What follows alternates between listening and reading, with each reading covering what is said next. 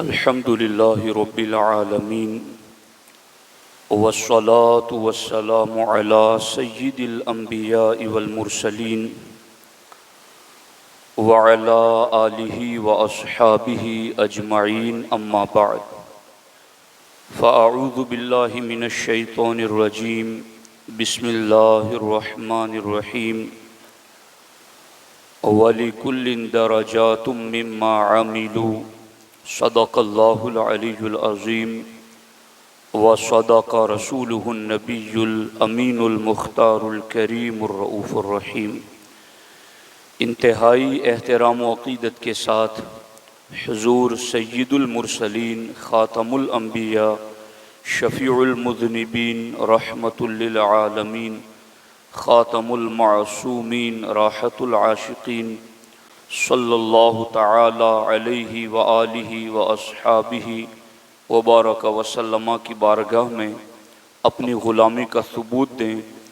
اور جس طریقے سے میں پڑھا ہوں میرے ساتھ مل کر حضور دل کے ساتھ نذرانہ محبت پیش کریں۔ الصلاۃ والسلام علیک یا رسول اللہ،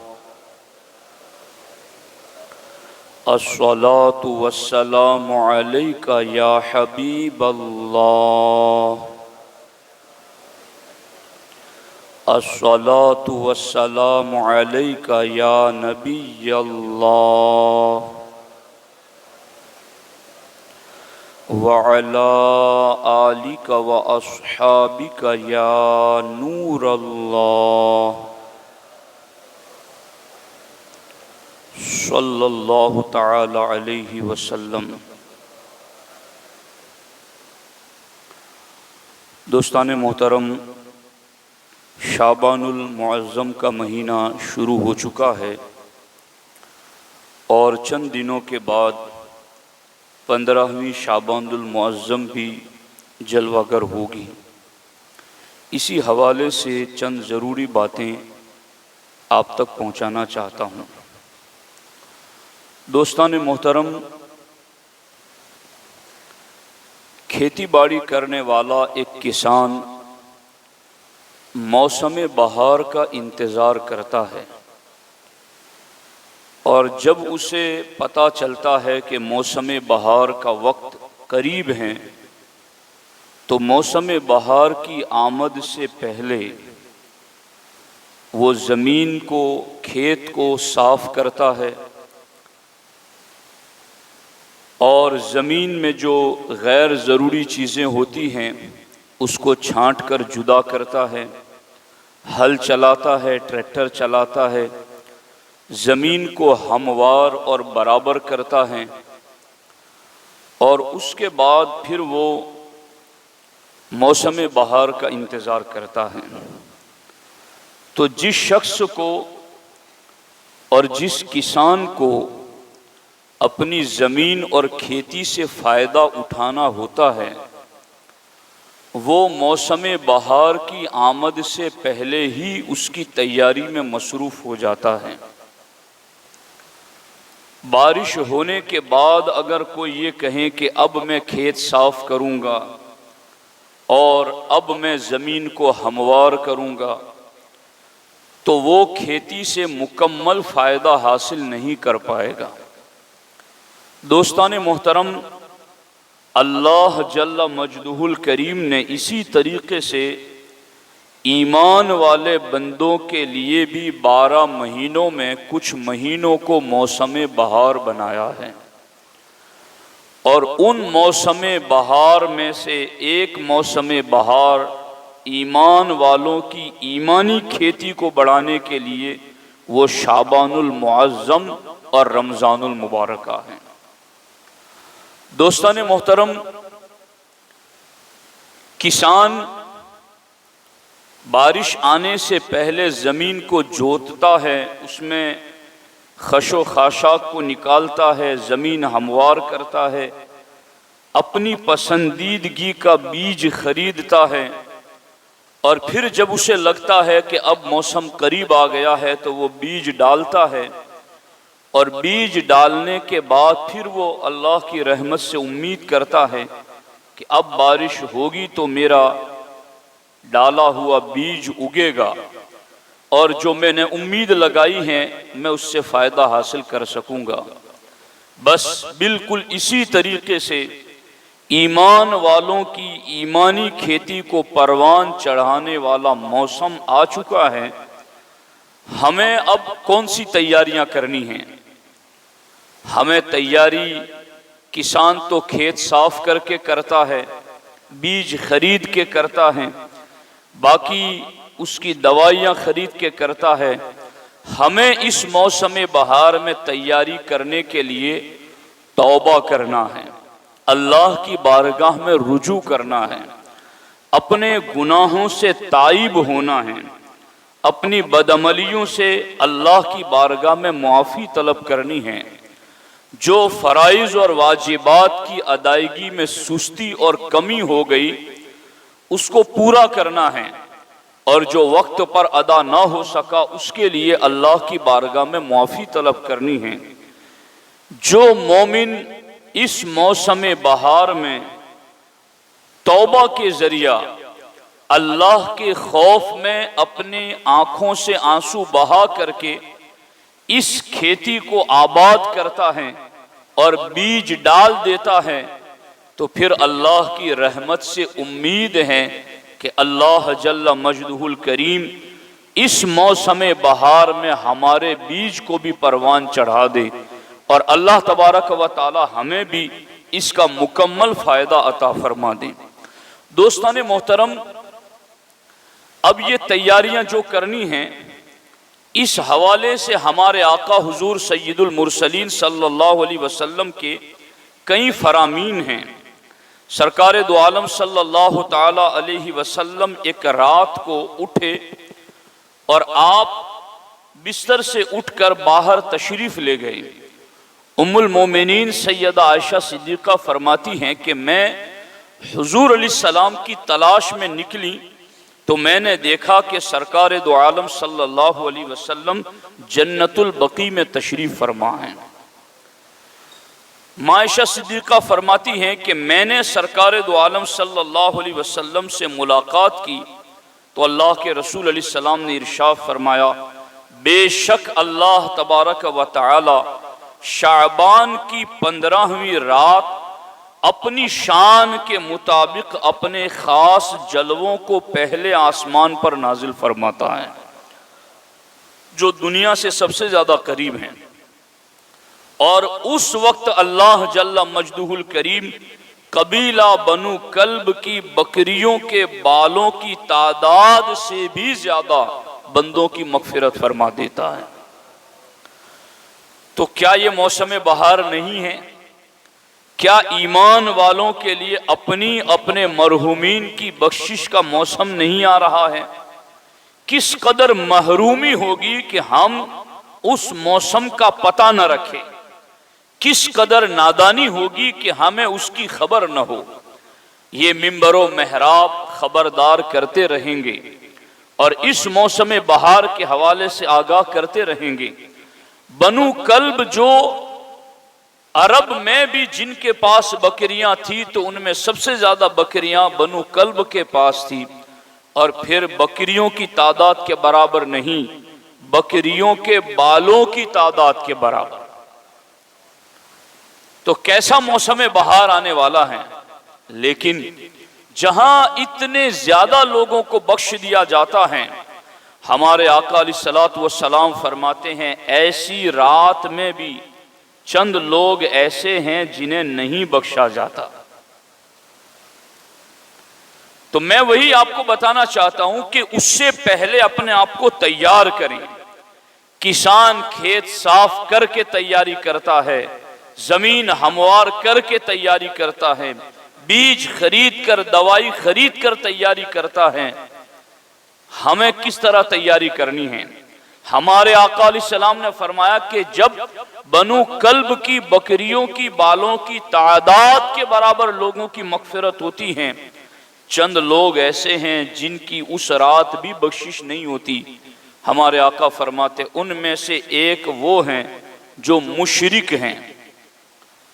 اللہ کا کسی کو شریک ٹھہراتا ہے۔ اللہ کے علاوہ کسی اور کی بھی عبادت کرتا ہے، اللہ کے علاوہ کسی اور کو مستحق عبادت مانتا ہے، اللہ کے علاوہ کسی اور کو بھی ازلی ابدی واجب اور قدیم مانتا ہے، کہ اللہ کے علاوہ کو بھی وہ یہ مانتا ہے کہ یہ ہمیشہ سے اور ہمیشہ رہے گا، تو ایسا شخص مشرک ہے۔ اب یہ بھی بہت زیادہ غور کا مقام ہے کہ کئی مسلمان دین کا علم نہ رکھنے کی وجہ سے اور دین کا علم نہیں اور دنیا میں سائنس پڑھا، فلاں کی تھیوری کو پڑھا، فلاں کی تھیوری کو پڑھا، اور پھر پڑھتے پڑھتے یہ ذہن بنا لیا کہ یہ دنیا ہمیشہ سے اور ہمیشہ رہے گی، معاذ اللہ رب العالمین، کہ دنیا کو اس نے ازلی ابدی مان لیا، تو یہ بھی اللہ رب العزت کے ساتھ شرک کرنا ہوا کہ اللہ کی ذات ہی واجب الوجود ہے جو ہمیشہ سے اور ہمیشہ رہے گی۔ اب اگر یوں کوئی اللہ کے علاوہ کسی اور کو مانتا ہے تو وہ مشرک ہے، اللہ کے علاوہ کسی اور کو وہ عبادت کے لائق مانتا ہے تو وہ مشرک ہے، اور ایسے شخص کی شب براءت میں بخشش نہیں ہوتی ہے۔ دوستان محترم، یہاں وہ بدعقیدہ وہابی دیوبندی لوگ جو اہل سنت و جماعت کو مزارات پر جانے پر، وسیلہ پکارنے پر، کسی ولی سے مدد مانگنے پر مشرک کا الزام لگاتے ہیں، در حقیقت انہیں شرک کی تعریف پتہ ہونی چاہیے کہ شرک کہتے کس کو ہیں۔ حضرت علامہ سعد الدین تفتازانی علی رحمہ فرماتے ہیں دو چیزوں کی وجہ سے شرک ہوتا ہے، یا تو اللہ کے علاوہ کسی اور کو بھی عبادت کے لائق مانے، یا اللہ کے علاوہ کسی اور کو بھی واجب الوجود ازلی ابدی ہمیشہ ہمیشہ رہنے والا مانے۔ اگر ان دونوں صفتوں میں کوئی اللہ کے علاوہ کسی اور کو شریک کرتا ہے تو وہ مشرک ہے۔ لیکن الحمدللہ رب العالمین کوئی پڑھا لکھا سنی تو پڑھا لکھا ہے، ایک دیہات گاؤں میں رہنے والا بے پڑھا لکھا سنی مسلمان بھی عقیدہ رکھتا ہے کہ عبادت کے لائق صرف اللہ وحدہ لا شریک کی ذات ہے، اور ازلی ابدی ہمیشہ سے اور ہمیشہ رہے گا، جس کی ذات کو فنا نہیں، زوال نہیں، موت نہیں، وہ ذات صرف وحدہ لا شریک کی ہے۔ تو ایسا مسلمان اگر ولی کے مزار پر جاتا ہے، وسیلہ لیتا ہے، تو اس سے مشرک نہیں ہوتا ہے، کیونکہ یہ ساری باتیں تو خود احادیث میں لکھی ہوئی ہے، قرآن مجید میں لکھی ہوئی ہے۔ تو مشرک کی بخشش نہیں ہوتی ہے۔ اس کی ایک جہت جو لا علمی کی وجہ سے لوگوں میں آ جاتی ہے وہ میں نے بتا دی، کہ جو زمانے کو ہمیشہ ہمیشہ مانتے ہیں، جو دنیا کے بارے میں یہ کہتے ہیں کہ یہ ہمیشہ سے اور ہمیشہ رہے گی، تو یقیناً ایسا بندہ مشرک ہو جائے گا، اور پھر اس کی شب برات میں بخشش نہیں ہوگی۔ دوسرا شخص جس کی شب براعت میں بخشش نہیں ہوتی وہ مومن سے بغض اور کینہ رکھنے والا۔ یہ صاف کرو کھیتوں کو موسم بہار آنے والا ہے، یہ ہے وہ کچڑا جو دل کی زمین پر پڑا ہوا ہے کہ بارش ہوگی تو فائدہ نہ ہو سکے گا۔ ہمارے آقا علیہ السلام فرماتے بغض اور کینہ اگر کوئی مومن سے رکھتا ہے تو پھر ایسے شخص کی شب براعت میں بخشش نہ ہوگی۔ ہمارے آقا علیہ السلام نے ایک مقام پر اور فرمایا، ایمان والوں سے رشتہ توڑنے والا اس کی بھی اس شب میں بخشش نہیں ہوتی ہے۔ ایمان والوں سے، اہل ایمان سے رشتہ توڑنے والا، ہمارے آقا علیہ السلام فرماتے ہیں اگر کوئی تم سے رشتہ جوڑتا ہے اور تم اس سے جوڑتے ہو، کوئی تم سے صلہ رحمی کرتا ہے تم اس سے کرتے ہو صلہ رحمی، تو یہ تو بدلہ ہو گیا۔ کمال تو یہ ہے کہ کوئی توڑنا چاہے اور تم جوڑنے کی بات کرو۔ تو اس لیے جو ایمان والوں سے رشتہ توڑے رکھتا ہے اور توبہ نہیں کرتا تو ایسے شخص کی شب براعت میں بخشش نہیں ہوتی ہے۔ ہمارے آقا علیہ السلام ارشاد فرماتے ہیں تکبر کے طور پر ازار ٹخنے سے نیچے رکھنے والا، اگر وہ گھمنڈ کی وجہ سے تکبر کے طور پر اپنا پائجامہ ٹخنے سے نیچے رکھتا ہے تو ہمارے آقا علیہ السلام ارشاد فرماتے ہیں اس شخص کی بھی شب براءت میں بخشش نہیں ہوتی ہے۔ اللہ کے رسول صلی اللہ علیہ وسلم ایک اور مقام پر فرماتے ہیں ماں باپ کی نافرمانی کرنے والا، جو والدین کا نافرمان ہوتا ہے، شب براءت میں اس کی بخشش نہیں ہوتی ہے اگر وہ توبہ نہیں کرتا اور ان سے معافی نہیں طلب کرتا۔ اب یہ چیز تو عام ہوتی جا رہی ہے، توجہ دیں اس چیز پر۔ یہ ہے وہ ایمان کی زمین جہاں پڑے ہوئے یہ روڑے برستی ہوئی بارش سے ہمیں لطف اندوز نہیں ہونے دیتے۔ یہ کینہ، بغض، حسد اور تکبر، ماں باپ کی نافرمانی، یہ وہ چیزیں ہیں کہ اس موسم بہار میں بھی ہمیں ہماری ایمان کی کھیتی کو سر سبز و شاداب نہیں ہونے دیتی۔ صاف کرو اس زمین کو ان سارے خش و خاشاک سے۔ ہمارے آقا علیہ السلام فرماتے ہیں اسی طریقے سے شراب نوشی کرنے والے، کہ شراب نوشی کرنے والے کی بھی اگر وہ توبہ نہیں کرتا تو شب برات میں بخشش نہیں ہوتی۔ تو دوستان محترم، جس طرح ایک کسان کھیتی باڑی کرنے والا ابھی بارش کا موسم آیا نہیں ہے، کھیت صاف کر رہا ہے، زمین ہموار کر رہا ہے اور بیج کی تیاری کر رہا ہے، سارا کچھ انتظام میں لگا ہوا ہے، بارش آنے سے پہلے بیج ڈال دیتا ہے۔ اب یہ موسم بہار ایمان والوں کی کھیتی کو شاداب کرنے کے لیے آ چکا ہے اور چند گھڑیوں میں باران رحمت کا نزول ہونے والا ہے، تو ہمیں بھی اپنے دل کی کھیتی کو سیراب کرنا ہے، تو تکبر کے کانٹوں کو ہٹانا ہے، بغض، حسد اور کینہ کی جراثیم کو، خش و خاشاک کو ہٹانا ہے، والدین کی نافرمانی والی چیز کو دور کرنا ہے۔ اگر کوئی بدقسمتی سے شراب نوشی میں مبتلا ہے تو اس سے توبہ کرنی ہے۔ اگر ان ساری گناہوں سے بندہ توبہ کر لیتا ہے تو پھر سمجھو کہ اب اس نے رحمت بھری بارش جو ایمان کی کھیتی کو بڑھائے گی، اس بارش سے پہلے اس نے اپنی کھیتی دل کی تیار کر لی ہے۔ اب دیکھو یہاں پر ایک بات اور بھی عرض کر دیتا ہوں، وہ یہ ہے کہ شب براءت آتی ہیں تو اس میں لوگ خوب نوافل پڑھتے ہیں۔ یقیناً نوافل پڑھنے چاہیے، مگر نوافل کون پڑھے گا؟ نوافل پڑھنے کا حکم اور نوافل پڑھنے کی اجازت کسے ہیں؟ کیا جس کے اوپر خود قرضے کا بوجھ ہے وہ لوگوں کو بانٹتا پھرے گا پیسے کہ لو لے جاؤ میرے پاس سے، یا وہ اپنا قرضہ ادا کرے گا؟ تو یقیناً عقل مندی یہی ہے کہ اگر خود اپنے ذمہ قرض ہے تو اس کو ادا کیا جائے۔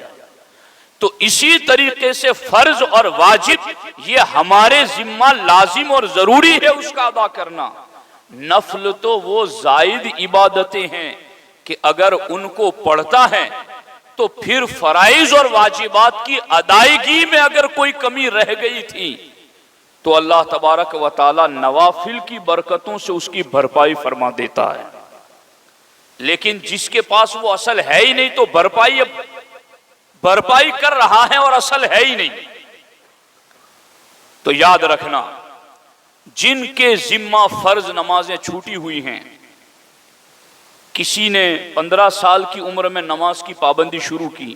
اور وہ بالغ ہوا تھا 12 سال کی عمر میں، تو اس کے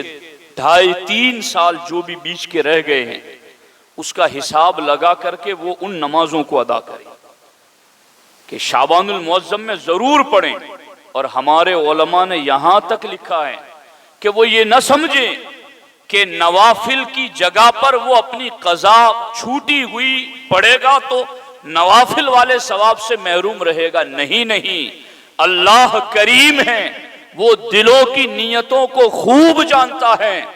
اگر بندہ اس نیت سے پڑھے کہ میرے رب جلد یہ قضا ادا ہو جائے پھر میں نفل پڑھوں، تو رب اس قضا کی ادائیگی پر بھی اسے نفل کا بھی ثواب عطا فرمائے گا،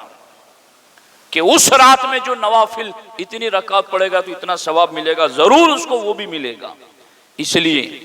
کوشش کریں اس بات کی کہ جن کے ذمہ فرائض باقی ہیں زندگی کے، وہ نفل نمازوں کی جگہ اپنی چھوٹی ہوئی قضا نمازیں ادا کریں۔ بلکہ میں تو یہاں تک کہوں گا کہ عشاء کی 4 رکعت پہلے کی سنتیں غیر مؤکدہ ہیں، اسی طریقے سے عصر سے پہلے کی 4 رکعت غیر مؤکدہ ہیں، اور بعد کی جو رکعتیں غیر مؤکدہ ہیں ان کی جگہ پر بھی اگر آپ کی زندگی کی قضا نماز چھوٹی ہوئی ہیں تو ان غیر مؤکدہ سنت کی جگہ اسی چھوٹی ہوئی نماز کو ادا کیا جائے، تاکہ جلد سے جلد ہماری جو ذمہ باقی ہیں وہ نمازیں ادا ہو سکیں۔ امام اہل سنت نے تو یہاں تک لکھا ہے کہ اگر کسی شخص کے ذمہ 30 یا 40 نمازیں واجب الادا ہیں، ادا کرنا باقی ہیں، تو اس نے اپنے ان ضروری کاموں کے علاوہ جن کے بغیر گزر نہیں، کاروبار یعنی گزر بسر ہو ہی نہیں سکتا، اتنا کام ضرور کر لیں جس کے بغیر گزر نہیں ہو سکتا گھر کا۔ باقی جتنا بھی وقت بچے اس پورے وقت کو نکال کر کے اپنی چھوٹی ہوئی نمازیں ادا کریں۔ اور سرکار غوث الاعظم دستگیر رضی اللہ تعالیٰ عنہ فرماتے ہیں کہ جو فرائض کو چھوڑ کر نوافل میں مشغول ہوتا ہے وہ بے وقوف اور احمق ہے، اور وہ صاف بات ہے، نظر بھی آ رہا ہے۔ امام اہل سنت نے فرمایا کہ جو فرض چھوڑ کر نفل میں مشغول ہو اس کی سخت برائی آئی ہے اور اس کا وہ نیک کام مردود قرار پایا۔ دوسری جگہ اعلیٰ حضرت الملفوظ میں لکھتے ہیں کہ جب تک فرض ذمہ باقی رہتا ہے کوئی نفل قبول نہیں کیا جاتا۔ اس لیے دوستان محترم، موسم بہار آ رہا ہے، زمین کو صاف کرو، کن کن چیزوں سے میں نے بتا دیا، اور پھر ادا کرنا ہے تو جن کے فرائض چھوٹے ہوئے ہیں وہ نوافل کی جگہ ان فرائض کو ادا کریں، اور جو خوش نصیب صاحب ترتیب ہیں کہ جن کی نمازیں نہیں چھوٹی ہوئی تو الحمدللہ نور علی نور، ایسے لوگوں سے بھی زمین خالی نہیں ہے، تو وہ ضرور نوافل پڑھیں، وہ قرآن کی تلاوت کریں، وہ اپنے مرحومین کی بخشش مانگیں، ان کے لیے مغفرت کی دعا کریں۔ اللہ تبارک و تعالیٰ کی بارگاہ میں دعا ہے اللہ جل مجدہ الکریم مجھے آپ کو اس ایمانی موسم بہار سے فائدہ اٹھانے کی توفیق عطا فرمائے۔ السلام علیکم ورحمۃ اللہ۔